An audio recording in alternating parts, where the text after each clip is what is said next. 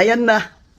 Dineclare na ng Supreme Court na unconstitutional ang impeachment complaints kay Vice President Sara Duterte. Nakasaad po kasi sa ating saligang batas, ang konstitusyon, na ang impeachable officers, kagaya ng Vice President, ay pwede lamang ma-impeach minsan, once lang, sa isang taon, bawat opisyal na impeachable. At ano po ang ginawa dito ni Speaker Romualdez? 4 na complaint po ang pinagfa-file sa isang taon. Hindi lamang 2. 4 talaga. At kaya sagot ang House of Representatives at ang Speaker ng Supreme Court. Sagutin itong mga katanungan ito. Ano nangyari doon sa 3 impeachment complaint? Bakit itong pang-4, ito yung inakyat nyo doon sa Senado? Trending at pinag-uusapan ngayon sa mundo ng social media. Ang di umanay balitang tunay na ang lahat ay may hangganan at kahit kailanman ay hindi mananaigang kasamaan laban sa kabutihan. Matapos ang walang katapusang pangbabatikos at mga kaliwat kanang akusasyon ng gobyernong Ngagba at ma-impeach sa mababang kapulungan na pinamumunuan ng Speaker of the House na si Martin Romualdez, ang Office of the Vice President na halos taplakan na ng lupa ang Vice President na si Sara Duterte ay sadyang ang katotohanan na talaga ang siyang humatol laban sa kasinungalingan. Dahil sa wakas, Korte Suprema tuluyan ng hinatulan at ibinasura ang impeachment complaint laban sa Vice President na si Sara Duterte. Gaano kaya katotoo ang balitang ito, mga kababayan? Ating alamin. Pero bago ang lahat, kung bago ka pa lamang sa aming channel, please huwag kalimutang mag-like, subscribe at i-click ang notification bell para mas maging updated ka palalo sa lahat pa ng bagong video na i-upload namin. At ito na nga, mga kababayan, tila totoo nga ang kasabihan na ang lahat ay may hangganan at ang kasinungalingan ay hindi mananaig laban sa katotohanan. Dahil sa wakas, Korte Suprema nagsalita na. Impeachment complaint laban sa Vice President Sara Duterte idineklarang unconstitutional. Ayon pa sa balita na ipinost online ng Bombo Radio Philippines, kinilala ng Senate Impeachment Court ang desisyon ng Supreme Court kung saan idineklara nitong unconstitutional ang impeachment trial laban kay Vice President Sara Duterte. Statement of the Senate Impeachment Court spokesperson, Supreme Court ruling on VP Duterte impeachment article, July 25, 2025. We acknowledge the Supreme Court's decision declaring the articles of impeachment against Vice President Sara Duterte as unconstitutional. The Senate setting as impeachment court has always acted in deference to the Constitution and the rule of law. As a co-equal branch of government, we are duty-bound to respect the finality of rulings issued by the High Court. This decision affirms the careful and deliberate posture taken by the impeachment court that constitutional issues surrounding the articles required clarity before trial proceedings could commence. The court's ruling validates the prudence and restraint exercised by the Senate majority in recognizing those legal uncertainties from the outset. We now await the formal transmittal of the Supreme Court's decision and any related guidance that may affect the impeachment court jurisdiction moving forward. The Senate remains committed to upholding constitutional order, ensuring due process, and protecting the integrity of our democratic institution. Attorney Reggie Tungol, spokesperson, Senate Impeachment Court.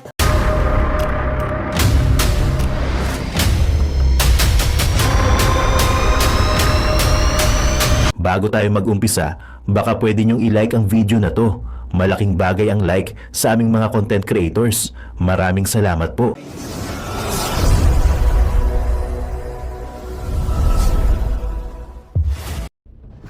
Boom! Yon guys, magandang araw sa inyo. It's me again, Boy Sardin sa member ng Banateros Vloggers. So ayan mga babae, napakaganda ng preview natin. My God! BP Sara panalo na. Right, isang kaway-kaway naman dyan sa ating mga subscribers dyan at mga babayan. So ayun mga babayan, no?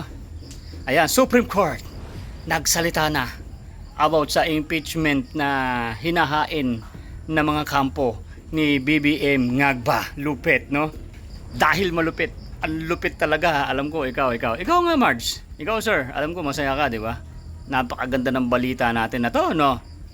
Sabi ko sa inyo si Tamba nawawala na.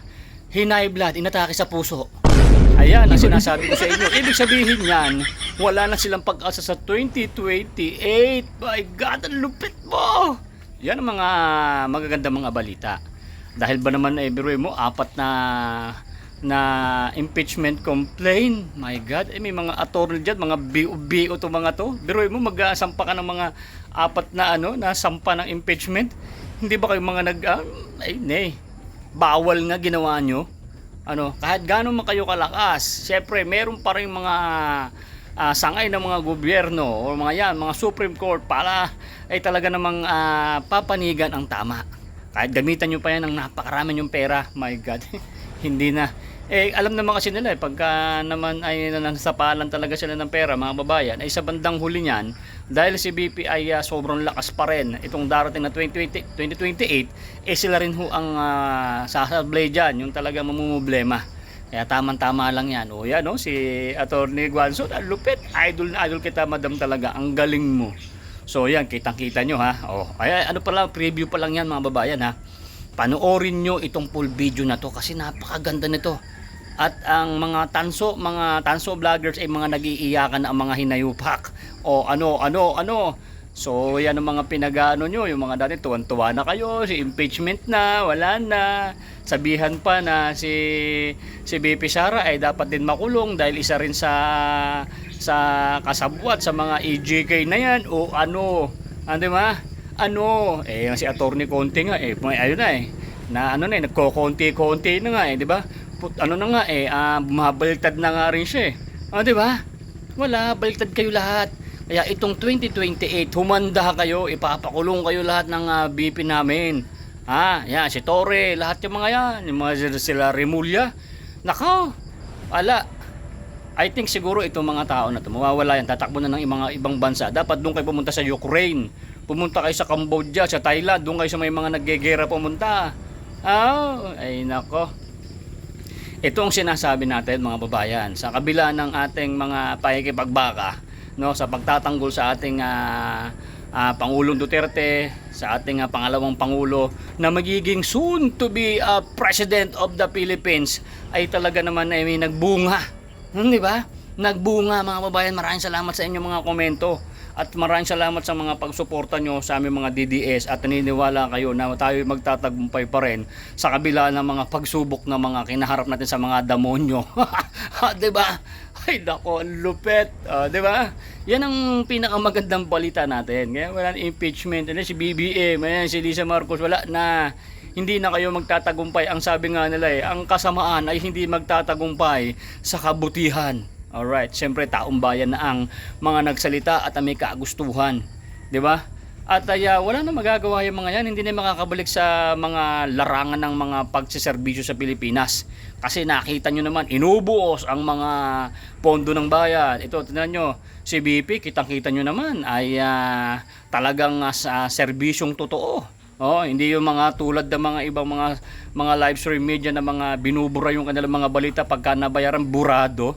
Ay, servisyo totoo, mga baliw to mga to kaya ngayon mga babae Pilipino mas naniniwala lang sa mga vlogger, yung mga live stream media kasi nasusupal pala ng pera, sampalin ng pera, ganoon.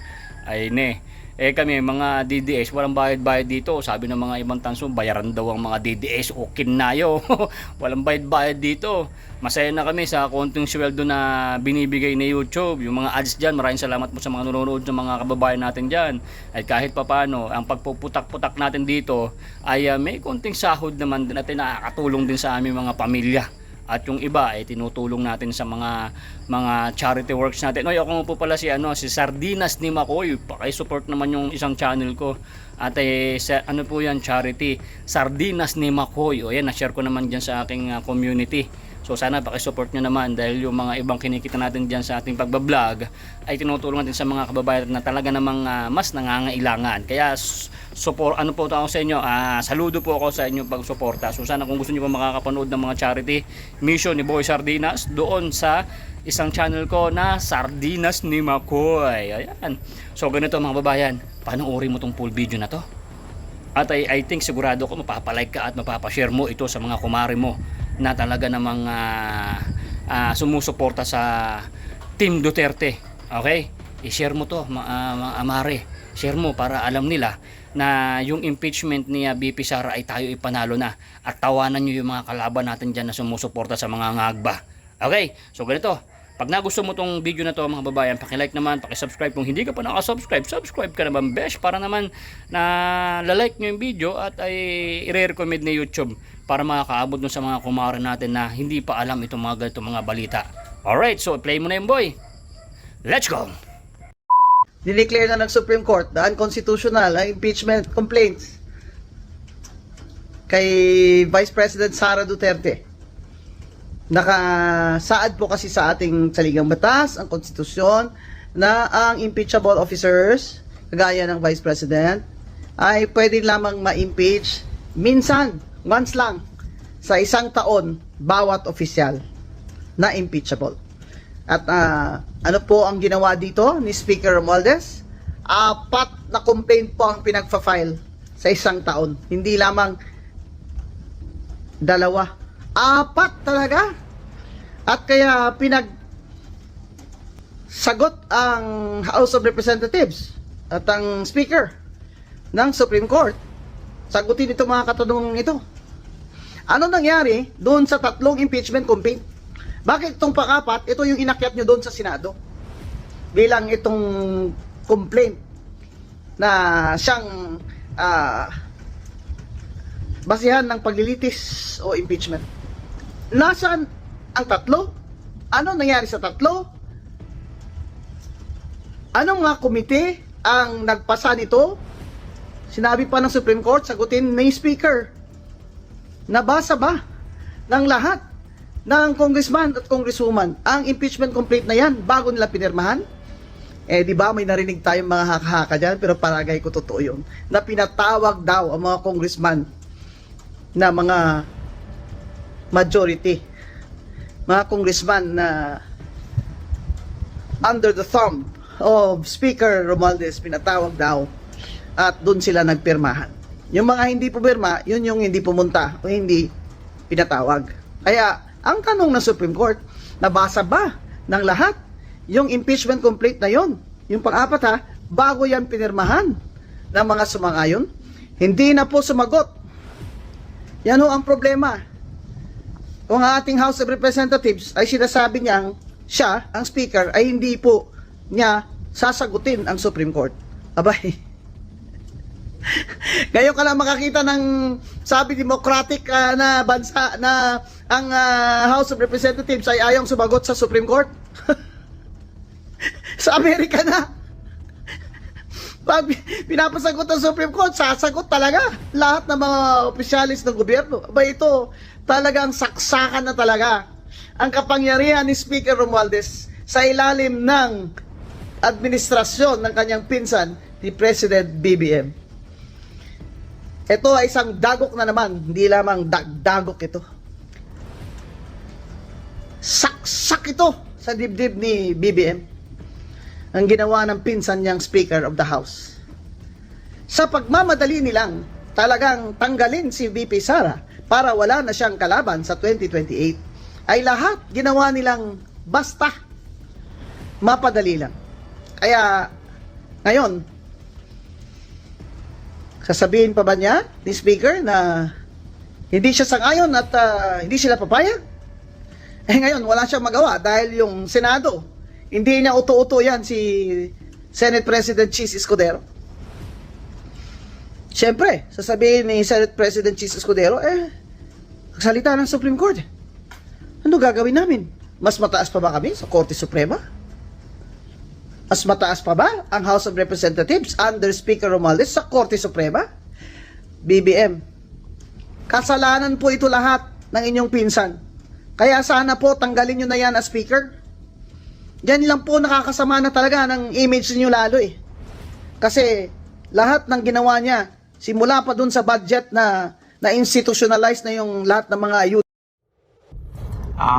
narinig natin at na-confirm na nanalo tayo doon sa petisyon na final natin para against sa impeachment complaint ni VP Inday Sara, no? Napagpala po tayo ng Allah Subhanahu wa Ta'ala na nanalo, and I have yet to receive the full text of the decision, pero marami na pong tumatawag sa atin kanina pa. Kala ko yun palang resolution sa Supreme Court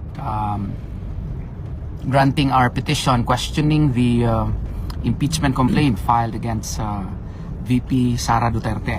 So this is a great victory for the Filipino nation, and we hope and pray that this saga of an illegal, unconstitutional impeachment complaint against the Vice President will finally end, because this will not really help in the development of our country. This will only cause further division, beloved country.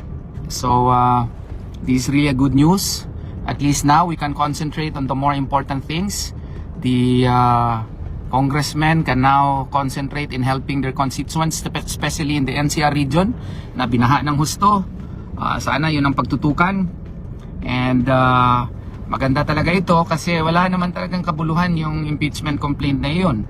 And the only ground siguro na medyo malakas doon na tingin nila na malakas ay yung alleged funds daw na hindi na-liquidate according to them. Pero kung titingnan mo, pati ang COA nag-clear na ng ating pinakamamahal na Vice Presidente. So it was really premature, aside from the fact that it was really a violation of the one-year bar rule. We were able to explain it fully in the past, and I do hope and pray that this petition will now put to rest all questions concerning the impeachment complaint being filed in the Senate, no? Kasi malapit nang open yung Senado ngayong July 28 if my memory serves me right. So at the very least, I hope it will no longer be tackled as an issue because the case has finally been decided. Although it is a fact that pwede pa mag-file ng motion for reconsideration yung House of Representatives through the Solicitor General perhaps, pero klaro naman na na-decide na itong issue na ito. Sana tigilan na itong issue na ito kasi wala talaga itong ginagawang mabuti sa ating bansa. Lahat lang pamulitika. Wala nang ibang nangyayari sa ating bansang maganda. Lahat politika. So concentrate naman tayo na tulungan yung ating mga kababayan sa NCR. Kagagaling ko lang sa Manila kahapon. Grabe ang baha, and kailangan ng tulong ng ating mga mamamayan doon, and they should be helped, they should be assisted, and let us now concentrate to help our country rather than engage in useless discourse such as this impeachment discourse, which does not contribute anything to the positive development of our country. So sa lahat pong sumusuporta sa amin, at pong nagpahayag ng suporta, ng panalangin at pagtulong sa amin, maraming salamat po sa inyo. Gusto ko ring pasalamatan yung aking mga kasama sa opisina, mga aking magiting at magaling at mga gwapa na mga bright pa, no? Si Attorney Resi Rizada Nolasco, thank you very much for your help and assistance. To Attorney Yula Arias, yun, magaling na abogada natin. Si Attorney Crimi Clavero, thank you very much. To Attorney Reginald Santiago, maraming salamat. To Attorney Vanessa, maraming salamat sa iyo. Attorney Escritor, so Attorney Campaner, no, sa the law firm of Torion and Partners. Yun ding aking mga staff na walang tulugan minsan. Nasira na ata ang aming photocopying machine sa dami ng kaso na of national interest, no? I would like to make special mention to my ever reliable Vincent. Maraming salamat, Vincent. Si JR, yung aking process server, yung aking chef, si Steve. Maraming salamat. Ako apong badlungon ng mga staff pod na apo dia. Salamat gyapon. Thank you very much for all your help and assistance, no? Gaya ng nasabi ko, si Allah Subhanahu wa Ta'ala ay gumagawa talaga ng mirakulo, no? At least nakachamba tayo dito. We won in the case that truly matters. This is a case that truly matters because this affects our country, this affects our nation, this affects the future of our, children. Kasi kung ipatuloy itong impeachment, itong mangyayari nito, magkakagulo tayo, we will be further divided, a great schism will further be enhanced, and it does not contribute to nation building. It does not contribute to the improvement of our country. So let this issue be put to rest. Sana ang kasunod nito, yung yung aming petisyon naman for manual counting. Sana magkaroon din kami ng milagro na manalo rin doon at mapagbigyan kami ng Korte Suprema na i-grant yung aming petition for mandamus na i-require yung Commission on Elections, no? Na i-implement yung manual counting, no? Nangyari ito sa dahil sa assistance ng ating mga kasama sa opisina, sila Attorney Rizada Nolasco, sila Attorney Arias, si Attorney Clavero, sila Attorney Santiago, no? Maski mahirap yung kaso, nakaya natin and nanalo tayo, pinagpala tayo ni Allah Subhanahu wa Ta'ala. I hope and pray that this issue will be put to rest, no? Papunta ako sa aking klase, mga kaibigan, no? Ganito po si Attorney Torion, papunta sa klase. Ano ito parang anong tawag ngayon? Anong tawag mo yan? Yung dalawang bagay na multitasking, yun. Yan, nag-multitasking tayo kasi papunta tayo sa klase. Siyempre, kailangan nating mag-review sa ating mga lecture sa mga magigiting at magagaling nating mga estudyante. At nakarinig, na-confirm kasi kaninang umaga merong tumatawag sa atin na meron nang ipapalabas daw na desisyon. Kahapon pa yun. Pero marites lang kasi yun Marites lang yun. So ngayon, confirm na. So sana, again, pasalamatan natin lahat ng tumulong sa atin. The Supreme Court has ruled that the House impeachment complaint versus VP Sara Duterte is barred by the one-year rule and that due process or fairness applies during all stages of the impeachment process. I quote, "Our fundamental law is clear. The end does not justify the means." Another quote, "There is a right way to do the right things at the right time. This is what the rule of just law means. This is what fairness or due process of law means, even for impeachment." End of quote. In a unanimous decision today, July 25, 2025, the Supreme Court en banc declared the articles of impeachment against Vice President Sara Duterte unconstitutional, noting that it is barred by the one-year rule under Article 11, Section 3, Paragraph 5 of the Constitution, and that it violates the right to due process enshrined in the Bill of Rights. Therefore, the Senate did not acquire jurisdiction over the impeachment proceedings. However, the court said it is not absolving Vice President Duterte from any of the charges against her. But any subsequent impeachment complaint may only be filed starting February 6, 2026. The case stemmed from 4 impeachment complaints against Vice President Duterte. The first 3 were filed before the House by private individuals and different groups on December 2, 4, and 19 in 2024. A 4th complaint was lodged by a resolution approved by more than 1/3 of the House members of the 19th Congress on February 5, 2025, which was transmitted as the articles of impeachment to the Senate on the same day. This was followed by 2 petitions filed before the Supreme Court challenging its constitutionality.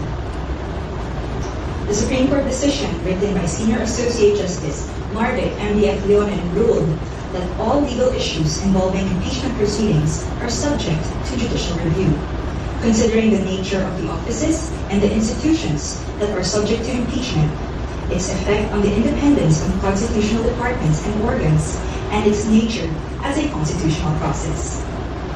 The impeachment process is primarily a legal and constitutional procedure, but with political characteristics. It may be sui generis, but it is not a purely political proceeding. This means that the Bill of Rights, especially the Due Process Clause and the right to speedy disposition of cases, applies to the entire impeachment process itself. Although the court does not determine whether an impeachable officer may be removed or disqualified from political office, it emphasized that it has the duty to construe the process mandated in the Constitution. In declaring that the articles of impeachment were barred by the one-year rule, the decision differentiated the first three complaints from the fourth complaint. The first three, it said, were filed under Article 11, Section 3, Paragraph 2 of the Constitution, which allows any citizen to file a verified complaint with an endorsement by any House member. The fourth one was through Article 11, Section 3, Paragraph 4 of the Constitution, through a verified complaint or resolution filed by at least one-third of the House members. The court took note that the House of the 19th Congress did not act on the first three endorsed complaints, which were considered terminated or dismissed upon adjournment of the House. The three impeachment complaints were archived and therefore deemed terminated or dismissed on February 5, 2025. Therefore, no new impeachment complaint, if any, may be commenced earlier than February 6, 2026, the Supreme Court held. Under Article 11, Section 3, Paragraph 5 of the Constitution, no impeachment proceedings shall be initiated against the same official more than once within a period of 1 year. According to the decision, the one-year bar is reckoned from the time an impeachment complaint is dismissed or is no longer viable. A key issue in the petitions is whether the House complied with the 10-session day requirement under the Constitution for including a verified impeachment complaint in the order of business of the House. The court ruled that the House was able to comply with the requirement by putting the three endorsed impeachment complaints in the order of business of the House of Representatives, since a session day is not equivalent to a calendar day. It is a period that starts from a call to order until the session is adjourned, regardless of the passage of time. However, the court reminded the House that Article 11, Section 3, Paragraph 2 of the Constitution clearly requires that a verified impeachment complaint be immediately put in the order of business within 10 session days from its endorsement. The Constitution does not grant either the Secretary General or the Speaker of the House any discretion to determine when this period commences. Consequently, the House of Representatives is not granted any discretion except to refer these matters to the proper committee within 3 session days. However, the House may opt to consolidate all impeachment complaints properly commenced and endorsed within these periods. The court also determined that due process applies to the impeachment process. It laid down the following due process requirements in impeachment proceedings. First, the articles of impeachment or resolution must include evidence when shared with the House members, especially those who are considering its endorsement. At yun na nga mga kababayan, ano na ang masasabi mo? Kung mayroon kayong hinaing at komento patungkol sa balitang ito, please comment down below. Pag-uusapan natin yan sa comment section. At kung nagustuhan nyo ang video, ay huwag kalimutang mag-like at i-share na din para mas marami pang makaalam at umabot ito sa marami sa ating mga kababayan. Maraming salamat po!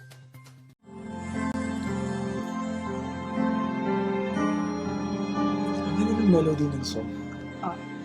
Ang bayan ko'y pinagpala pagkat sa aming pinigay ang isang biyaya na mag-aahon sa hirap at dilim ng kahapon at sa bawat Pilipino'y magtatanggol sa bayan ko dating laganap pang-api at dusa sa aming mga mahihirap. Ngunit ikaw ay dumating, sagot sa aming mga dalangin. Muli kaming babangon, mabuhay ka na kay Digong. Ama,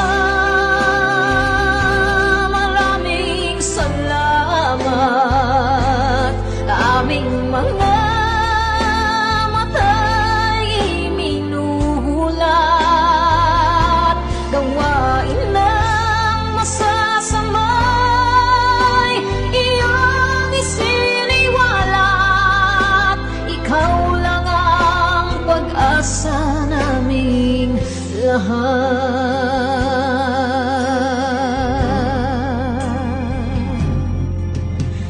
Very Bayan ko, Pinamatan niya ako kung iyak ako. Pilipinas, muling makikilala at itataas. Katahimik ay maghahari sa ating puso'y mamamayani. Mga ngiti sa labi, di mapapawi.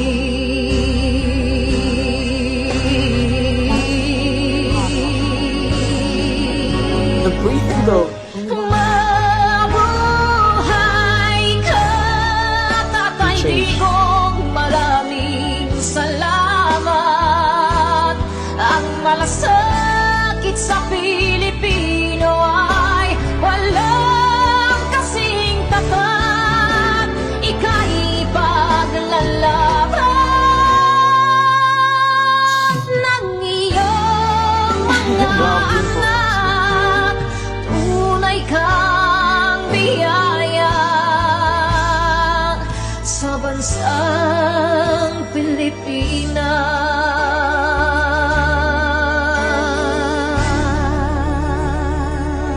Gosh. Irene Oika. Mabuti pa ang sardinas, may label. Eh tayo, wala. Nay, ito na yung bayad ko sa isa, ano? O, kunin mo yung isa. Isa muna. Iyan, no? Tapos, isa pa. Di ba? 4 dapat na sardinas, eh. O, yan. 3 na. Pang-4 na sardinas. O, okay na.